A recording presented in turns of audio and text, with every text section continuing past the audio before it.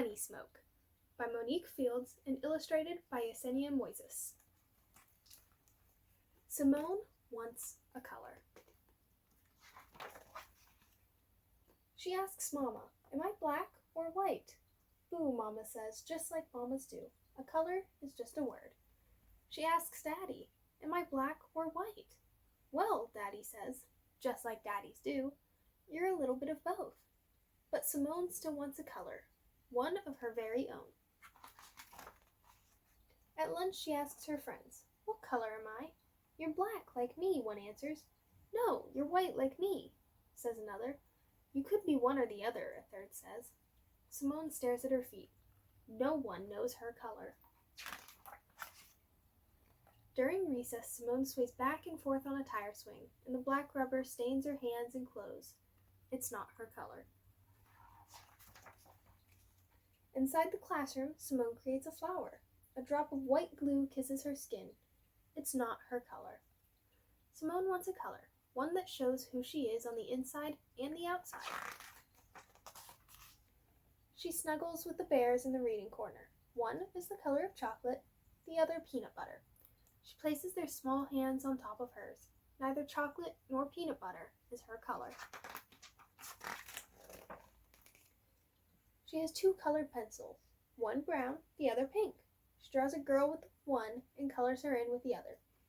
Simone isn't brown or pink. Simone wants a color, one that tells her story.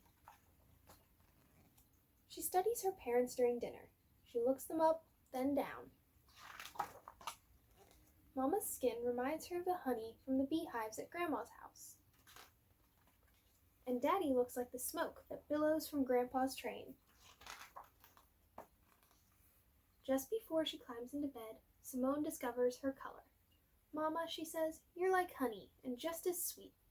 "Boo," she says, like mamas do. "I'll never be as sweet as you are." "And Daddy, you're the smoke. You're the strongest man I know." "Well," he says, like daddies do, "you're the strongest girl I know." Simone knows her color. She is Honey Smoke.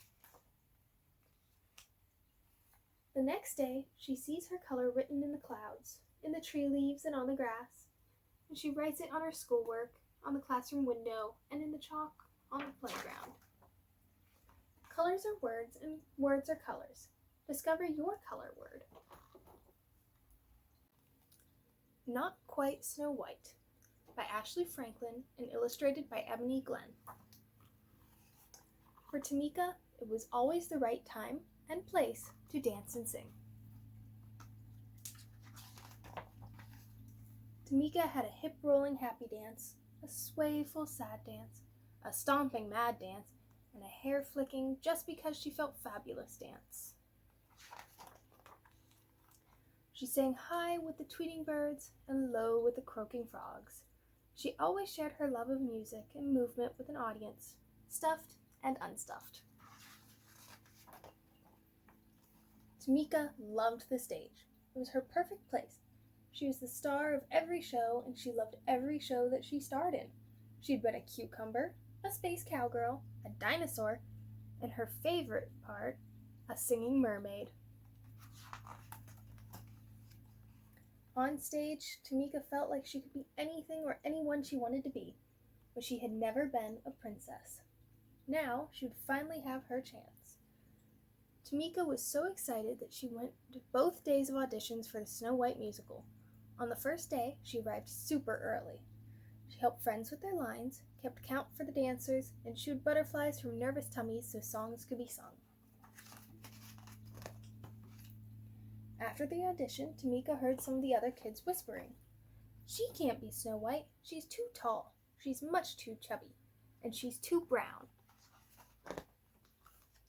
Tamika looked at her legs. They were long. Maybe the kids were right. A princess shouldn't be taller than her prince, should she? She looked at her belly. Maybe what the kids said was true.